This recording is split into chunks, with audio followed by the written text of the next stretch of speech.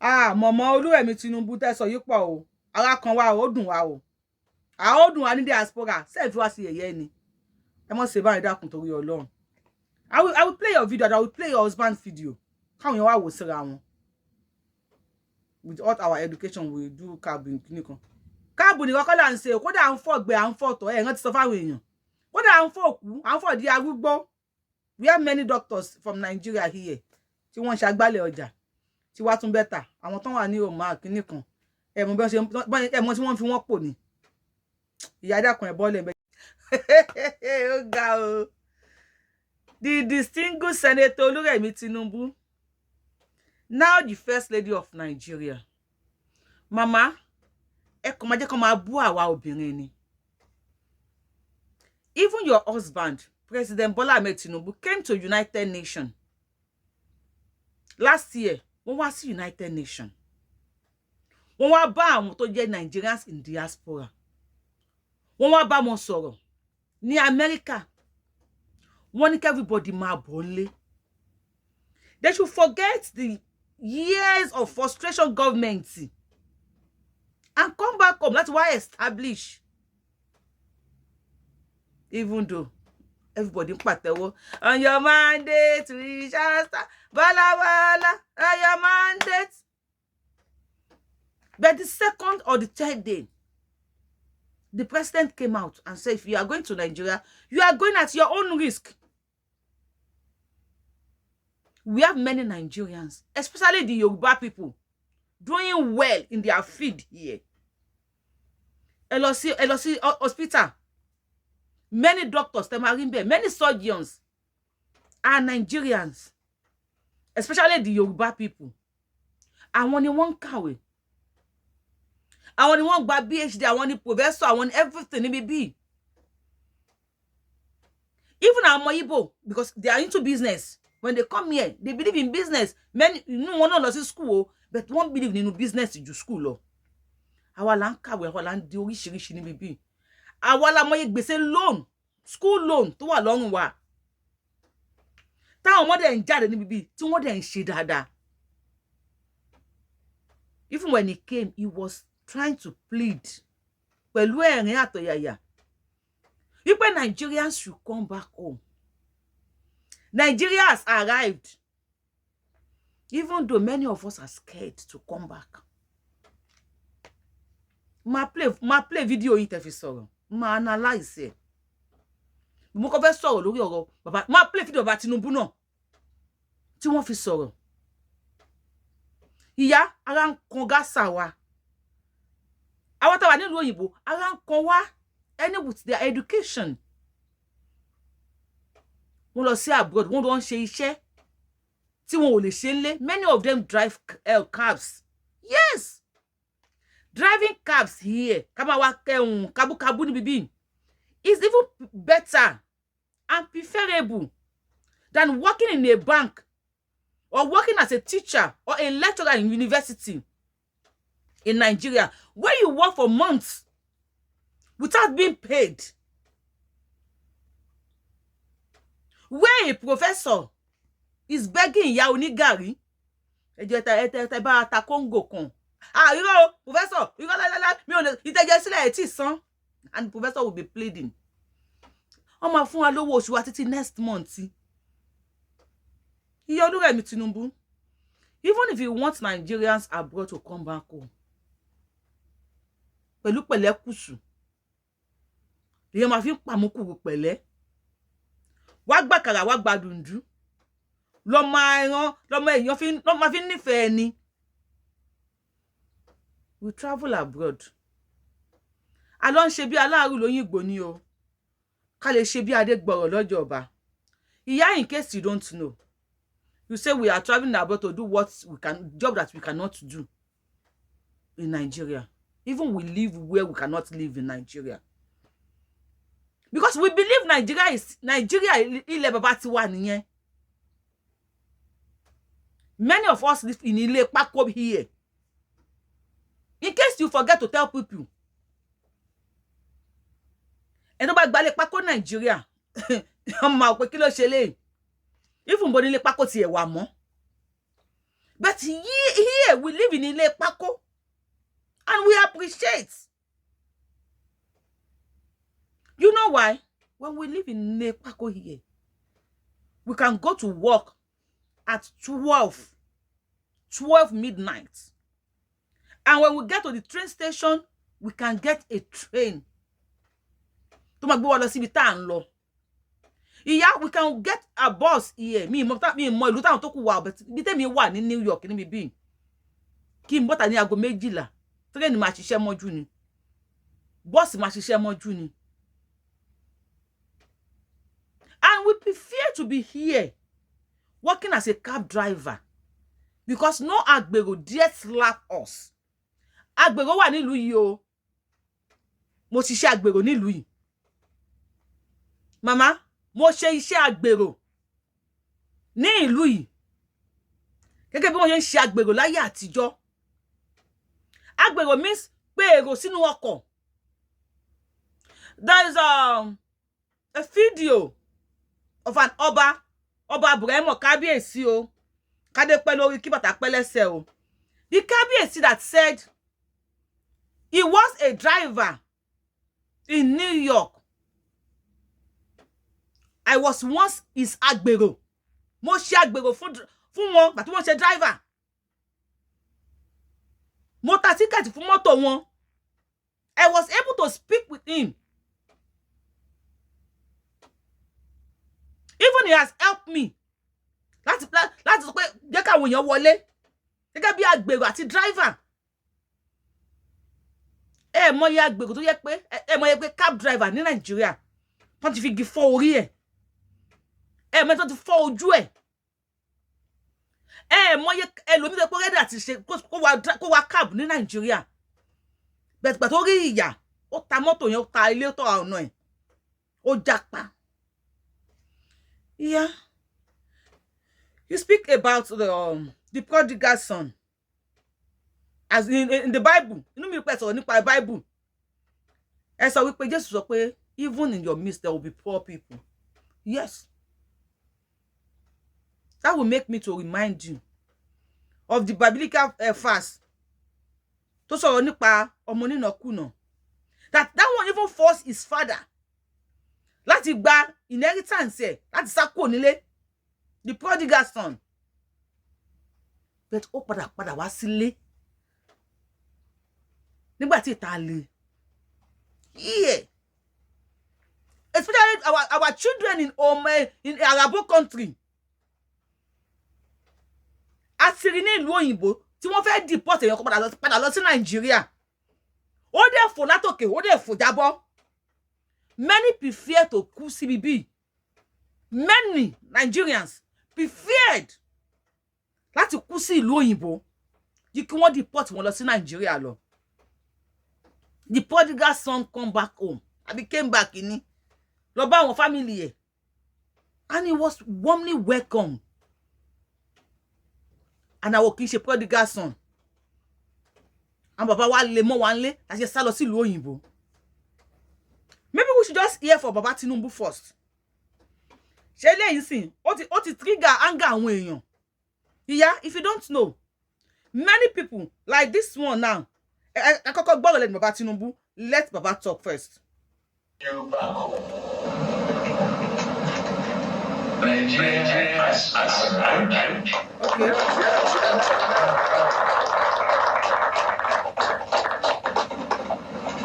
Forget the frustration of previous years. Baba knows that we are frustrated. The Nigerians living in Nigeria, many of us before we japa, kì í ṣe ọ̀lẹ. Many of us kì í ṣe amushua. Kì í ṣe ẹni tí kò mọ nǹkan tó ń ṣe. Ìyá, thank God. Ọba Buremo is alive. Kó ló má pọ́njú pa bàbá. Kó má pè yín, kó má pa wá náà, kó má pa gbogbo àwọn olólùfẹ́ wa. Èmi ò kàjú ìwé mẹ́wàá lọ. But when I got to that upper bus, I showed them my skills. That many people even think pé Ògún ló fi ń ṣiṣẹ́. I showed them the skills of karakata. When I got there, wọ́n ṣe sáàmù fún wa, kíní kan, tẹ́ bá ṣe kíní kan, èmi ò dẹ̀ gbóyìnbó wọn tó ń sọ nígbà yẹn. I saw I met with some professors here selling tickets on the streets doing agbero. I met many people, doctors. I'm bachelor degree. Ní Louis, tí wọ́n ta ticket láti fi feed ara wọn because we work on commission. It depends how you can struggle, how you can hustle. That's how you make money. Níbi iṣẹ́ yẹn, you can. When I got here, people were like, last Form 5. Láàrin àwọn professors, wọ́n wò mí gẹ́gẹ́ bí ẹni pé, but trust me, I show my skills of karakata. And many of them were disappointed. Pẹ̀lú intention wọn. Tí Nigeria bá dá, I would have been using that skills of karakata in Nigeria. Nǹkan tí mo mọ̀ ṣe nìyẹn. I would have been in Nigeria doing karakata and making my own good money. Years back, nothing to pay. What travel lọ sí ìlú òyìnbó tí money kini mo fẹ́ lọ ṣe. But when Nigeria happened to me, I japa. Yeah. I ṣe kíni, I quickly japa. Many of us stand travel as ìlú òyìnbó. And travel pé kàkà gbajúmọ̀ jẹ ọpọlọ. En tó máa ṣe normal fún á jáde ni. Many of us travel abroad because ó ti fẹ́ di ẹ̀tẹ́. Fẹ́ kí disgrace bá wa. Ni many of us fi sá lọ sí ìlú òyìnbó. Ìyá tẹ́ bá mọ̀. When I talk to the tourists, àwọn tó yẹ pé níwèé ni wọ́n. Mama, nobody is illiterate. Doctor tó ka gbogbo everything about the doctor. Kò lè ro ẹjọ́ bí lawyer. Lawyer ò lè ṣe òwò káràkátà bí Yorubawuyi. When tí mo David yẹn, wọ́n mọ̀ pé èèyàn kan wọlé. Ṣé ká bá wọn kọ́ tourist sọ̀rọ̀. Ṣé tẹ́ fún wa ni ká bá wọn sọ̀rọ̀ ká confuse wọn kó rajà. Tí ó dẹ̀ máa rà pẹ̀lú ìdùnnú àtayọ̀. Tí ò ní mú wípé a máa cheat wọn, a máa ìwàkuwà fún wọn. Ṣé ká ṣọ́ra ajé yìí? Ká ṣọ́ra ajé pẹ̀lú àwọn èèyàn. Àwọn tó jẹ́ professors tí wọ́n kàwé. Wọ́n máa ń pè mí gbà mí ni pé bàbá wa yanjú ọ̀rọ̀ yìí. They believe in pé àwọn sọ òyìnbó sí wọn. Yes. Èmi ní skills àti sọ pé báyìí lèèyàn ṣe máa ń ṣòwò. Ọ̀rọ̀ owó lélẹ̀. Ìyá. Àwọn lè wá kúrò Nàìjíríà. Now, pẹ̀lú ọ̀rọ̀ tẹ́ sọ yìí, ẹ jẹ́ ká wá play ọ̀rọ̀ tí ẹbí bàbá Tinubu ṣe ń bá àwọn èèyàn sọ̀rọ̀ pé kíní kan ẹ wálé. Ọmọ tó yẹ pé you think we can trust anybody tó yẹ pé ti ya kíní kan nígbà kan tó wá dé sọ lóhun born again. He said Nigeria has arrived. Now, before I play your video, Mama, look at this on Vanguard. Only killings fields. 6,931 people killed under Tinubu in 10 months. 6,931 people, not 6,931 a year. Not 6,931 Ogunfe. Not 6,931 Ayan or Idun. Ayan. In 10 months. And I think this is the list. Because during Buhari regime, láàrin oṣù kan gan bí ẹnu máa pa tó yàn 6,000. Kọ̀rọ̀ ayé yá ju kọ̀rọ̀ ọ̀run lọ. Ká wà nílùú òyìnbó, kó máa fìyà jẹ wá gan. Ó fẹ́ pay bí ó tiẹ̀ dùn mọ́ wa nínú. That is why you see Nigerians going through Mediterranean Sea. That is sá lọ. Mama, now, let me play your voice. Nigerians can help each other. The rate we are doing parties and all that going to them, why don't you use the money to help your neighbor until, we can really get on our feet? So those are the things we have to look at. And it's not that government has to begin to give food to everybody and tasking. I believe in social development and social investment for people who truly need it. And in the Bible, they even talked about In the times of Jesus, he said, the poor you will always have in the land. So, and it's for people who God has blessed to help the poor. But now you don't even know who are poor. If you don't have ride a car, they will say they are poor. If you don't have your own home, they say they are poor. Even all those people saying they are going to Japa or they go there, what work are you going to do? Work that you refuse to do at home, where you have loved ones, you end up going to do that. Even with all their education, they're driving cabs. But they won't drive cabs here. So, you know, there are a lot of things that, you know, as lawmakers we want, especially that of the security. I want you to really take it to heart and, you know, to really, really, very, very important. You know, I'm so glad that you are here. And this is a holy month. As we are fasting, I pray that God will answer all your, grant all your petitions and honor your prayers and, you know, answer it and forgive you whatever sins we have committed.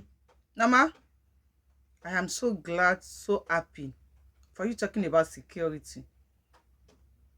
But they should do something about the security. But to analyze Mama, watch this. Somebody said her husband once japa and did all sorts of jobs before becoming who he is today. She should be mindful. Well, are all feeling the heat in this country. Yeah. Sheberi, when your husband wants japa and do all sorts of jobs around everybody. Ma analyze ọ̀rọ̀ yín best to analyze it. Mo fẹ́ kẹ́ mọ̀ wípé ara ń kan gbogbo wa pátá tá wà nílùú òyìnbó. Ẹ lè máa nàyàn kẹ́ ní kó má sunkún. Even though ó ti bàjẹ́ kọ́kọ́ yín tó débẹ̀. Ẹ fi ọ̀rọ̀ tútù sọ̀rọ̀ fún àwọn èèyàn. Àbẹ́yìn tẹ́ wà ní diaspora. How are you feeling? Ìlú òyìnbó tẹ́ wà. Ṣó tẹ́ yín lọ́rùn? Now, listen to this. Somebody said that money your husband, they used to take medication abroad, making use help people. But what you're going to think about medication abroad? Kofi owó yẹn, kofi help àwọn èèyàn. Yeah, many people,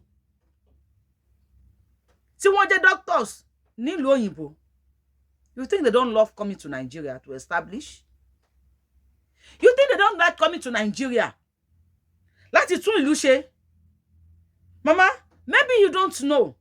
Many of them are tired of the cold here. Many of us are tired of the heat here. But àwọn ìjọba ìlú òyìnbó, wọ́n apply wisdom. Wọ́n fi mú wa mọ́lẹ̀. Wọ́n talé fún wa on mortgage. 30 years. 40 years. Ta ma fi sanwó. Ṣé wọ́n tó ra lé sí bíbí? Oh, ní ma ṣe pẹ̀lẹ́pẹ̀lẹ́. Wọ́n ma wá ṣe ma fi san mortgage yẹ. And you will even be paying tax on it. Why they establish us in Nigeria? Now, ẹ jẹ́ agbára nǹkan tí ya REMI Tinubu sọ. Ká wá analyze ẹ. Gẹ́gẹ́ bí ọgbọ́n ọmọdé tèmi. Please, mo fẹ́ kẹ́ bá mi share video yìí. Kó pọn ìyá REMI Tinubu. We have many talented, most, if not most talented in the world, Nigerians here, abroad, driving buses.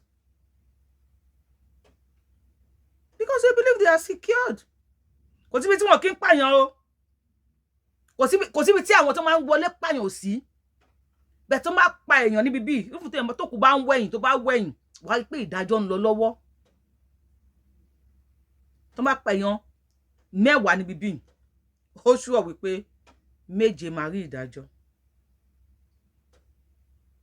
Àbí kàn pa àwọn èèyàn gbé ìbọn lọ sínú church níbi bí. Mi lè sọ ìlú mi o, bẹ̀ tí níbi táwa wà àwọn èèyàn ń lọ sí kíní pẹ̀lú ìbọn. Wọ́n tó fẹ́ wọlé wá pa èèyàn náà, ó ti mọ̀ wípé either of the two ni.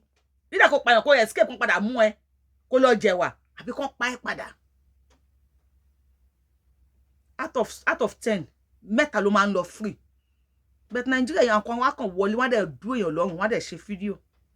And nothing will happen, no. Nothing's gonna happen. Or massacre, Nigerians, we can help each other. The rate we are doing parties and all that going to them, why don't you use the money to help your neighbor until, you know, we can really get on our feet? So, and those are...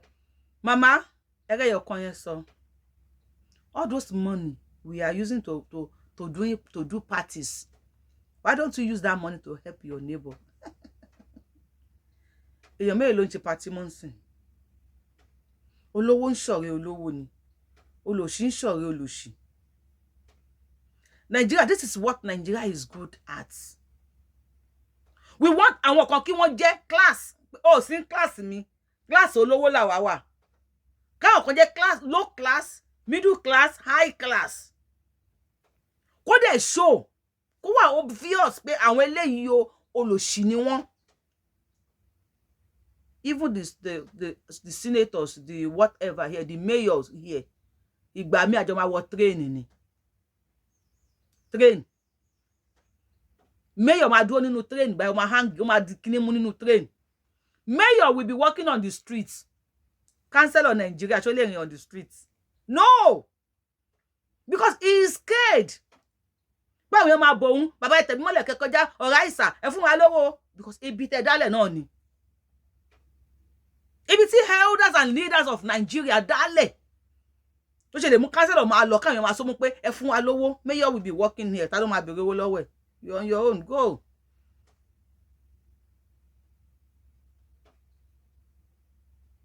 Mayor máa lọ ní ti ẹni. Èèyàn kan ò ní rẹ̀ nǹkan sọ̀rọ̀ sí. Mama, look at this. Prime Minister. Ik kan mijn kinderen vandaag zeggen dat ik heb de Prime Minister. Ja. En ik dat ik u gezien heb. Ja, is toch leuk? Ja. Hoe oud zijn ze?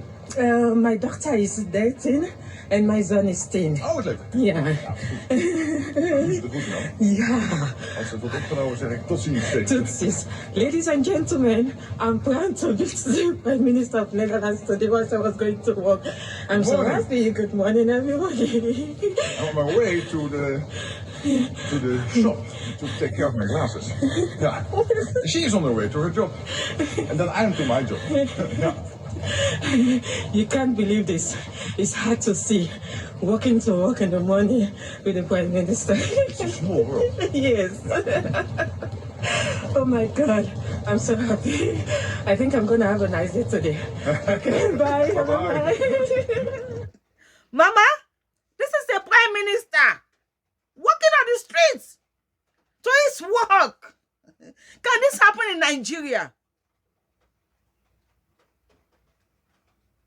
Ẹ wo bí tó wà lẹ́gbẹ̀ẹ́ yẹn. Tó bá pé Nigeria ni, can she move closer when we have some bouncers? Àwọn tó máa gbé ìbọn dání. Báwo ni woman yìí ṣe fẹ́ súnmọ́? Talkless bó ṣe fídíò pẹ̀lú Prime Minister on the streets. Walking to work. Kí ni Prime Minister equivalent sí ní Nigeria? Tó ṣe wípé tó wá pé Nigeria ni. A tún gbé escort. Wọ́n á gbé convoy. Because it is àwọn Nigerians. It is someone di ORO. Ẹ ti jẹ́ kí gauge wà wípé ibi tí olówó gbọ́dọ̀ gbà kọjá ni. Ibi tí tálíkà gbọ́dọ̀ gbà kọjá ni. Òfin tó bá mú olówó kò ní mú tálíkà. Òfin tó bá mú tálíkà kò ní mú olówó. If this Prime Minister can walk on the street, it's very easy. Láti bá sọ̀rọ̀. Tó bá gbé ọ̀kan náà ló dá pé Prime Minister o kíní kan lá. You can see the woman she was amazed. And many of these, we have seen the video of Aregbesola at the Buka, nílùú òyìnbó bíbí. Yes, many of us do what we cannot do in Nigeria. Likewise, Aregbesola cannot go to a Buka. Ní gbangba wá lé gẹ́gẹ́ bó abẹ́ ẹ̀yin ò tí rí video yẹn ni. Video of Aregbesola, tẹ́yìn ọ̀pọ̀lọ fídíò ẹ̀ pé Aregbesola ní ẹ̀bàlú jẹ́. He will not do that here. When many of you come here, you walk on the streets. Which you cannot even do in Nigeria. Because I want Nigerians who need to gbádùn. ọ̀rọ̀ bàbá olówó ló ń ṣe. Wọ́n ní when you fail to the children of the poor tẹ́ bá fail láti train wọn ní jẹ́ kẹ́yìn náà ní àlàáfíà. Ìyá Olúrẹ̀mí Tinubu, if there is a way tí ẹ lè fi bọ́ síta bóyá máa apologize ni o bóyá máa sọ fáwọn Nigerians pé bẹ́ẹ̀ ṣe mean ni ẹ̀kọ́ lélẹ́yìn that you don't even mean it that way, maybe you will just do that. If you will tí ẹ bá máa ṣe, maybe you should just do that. We can help each other. The rate we are doing parties and all that going to them, why don't you use the money to help your neighbor? They won't. Until, we can really get on our feet. So, and those are the things we have to look at. And everybody very class. Government has to begin to give food to everybody and tasking. I believe in social development and social investment.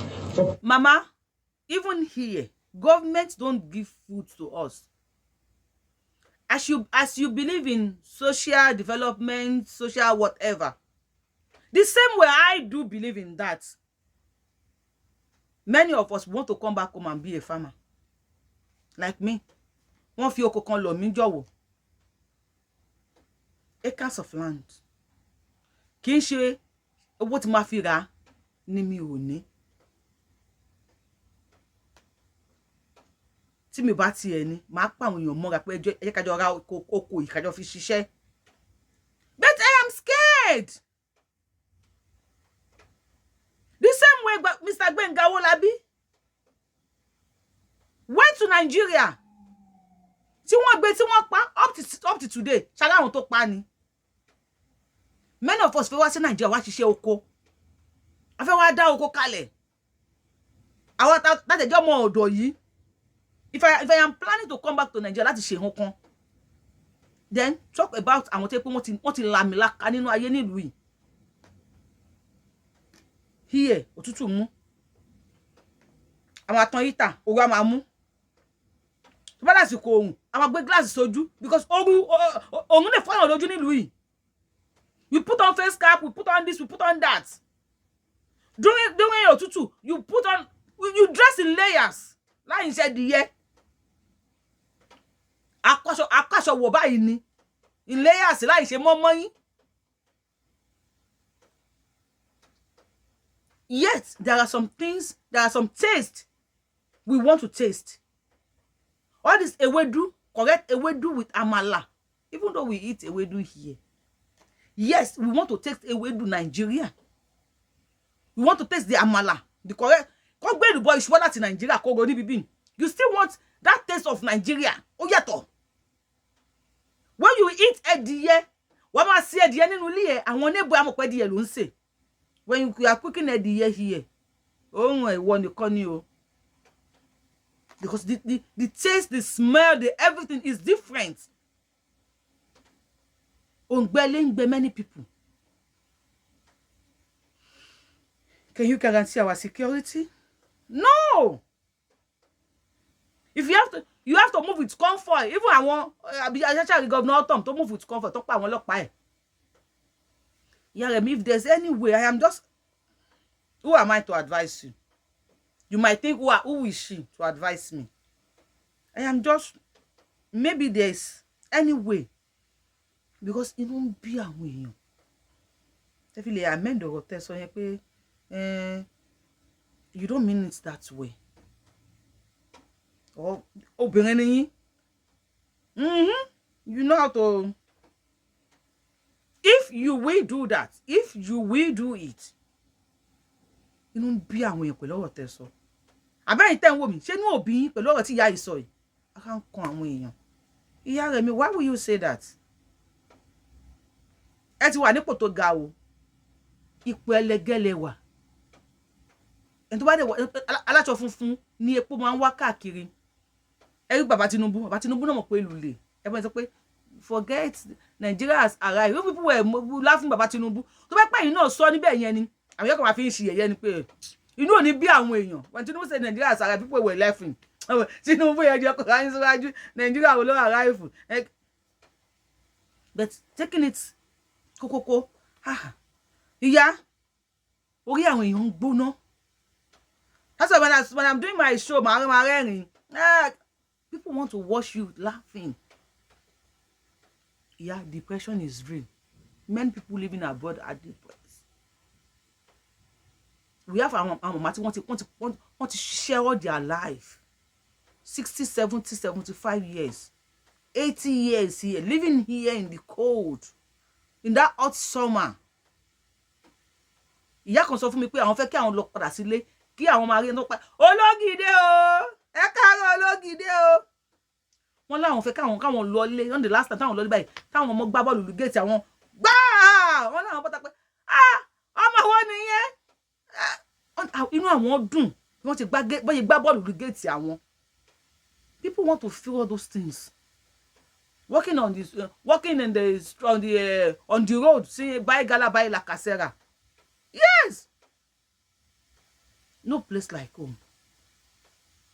But can we call Nigeria home? No. And you know what? No, the answer. I don't want me no more. No, I bet you me. Can we call Nigeria home? Can you compare Nigeria with abroad? No. Where they will stop you and come on. And tell me about me film. Tell you about it. Again, tell me download tap send before we continue. Please go and download tap send. It's an app that is send the whole of Nigeria. Hello, promo code orúkọ mi Abiola TTS ABIOLATTS. And the tap is TAPSEND. Kele fi owó ránṣẹ́ sí Nigeria. Tó ga wa náà là ń bọ́ àwọn tó wà nílé. Àwọn là ń ṣe àwa ní ìwọ̀fà ní bíbí wọ́n ti fi wá sọ́fà sí ẹ̀yìn odi àwọn là ń ṣiṣẹ́ la fi ń bá àwọn tó wà nílé rate wọ́n dẹ̀ fine and safe and secured ni even faster. Then tẹ́ bá ti lọ ra tẹ́ fẹ́ kó ju yín máa dán sọ́mà tí ń bọ̀ o ẹ kàn sí PR organic lórí +234 81 561 58550 +234 81 561 58550 tẹ́ bá kàn sí PR organic. She deliver worldwide anywhere tebawa. Now let's go. People who truly need it, you know, and in the Bible, they even talked about in the times of Jesus, he said the poor you will always have in the land. Mm-hmm. So, and it's for people who God has blessed to help the poor. But now you don't even know who are poor. If you don't ride a car, they will say they are poor. If you don't have your own home, they say they are poor. Even all those people saying they are going to Japan. You said you don't even know the poor. If you don't ride a car, you say you are poor. If you don't have your own home, you say you are poor. Let the rich help the poor. Mama, even here, many of us here, tí wọ́n wà nílùú for years, tí wọ́n ní car, wọ́n wà nílùú. Tí wọn ò ní ilé home of their own so wọ́n rent apartment ni wọ́n wà nílùú. But they don't see themselves as poor person. You know why? They can just go out and take a bus to work, and coming back they take bus or train. They can just check on their phone and see what time the bus is coming. Ìgbà wo ni bus máa dé kíní kan 30 minutes. Ìgbà wo ni bus máa dé kíní kan 10 minutes. Ìgbà wo ni train máa dé. That is why they don't see themselves as poor person. But in Nigeria, they frustrate you. You see the car driver, Mark of you matter bad no, I get a kusile, wa panic Bobby, and to back by wa panic Bobby loto. Ole gba e kudu ti e mole. Because they let you know poor person here. Olówó ń ṣe meeting, amalaga olówó. Àìṣe meeting òtòṣì. Ní ó já amalaga ìṣẹ́. Ṣùgbọ́n ẹni ebi ń pa mọ̀ pé bí ń pa òun. Ìyá REMI, ẹ má bínú mà. Inú sì ń bí yín. Ẹ má bínú. Ní ibi bí tó bá fẹ́ kọlù mọ́tò èèyàn, tó bá nífẹ̀ẹ́ ló máa tẹ horn. Pam pam pam. Wá dẹ̀ ti rí lójú ẹ̀. Pam pam pam, that's má kọlù mí o. When you eat somebody here, where is your exchange insurance yín ni? Pèsè ti insurance ẹni. Àwọn ọ̀dọ́ wọn bí máa pín sórí ẹ̀. So tell me, Nigeria where somebody will eat your car, a tún ti ẹ̀ mọ́lé.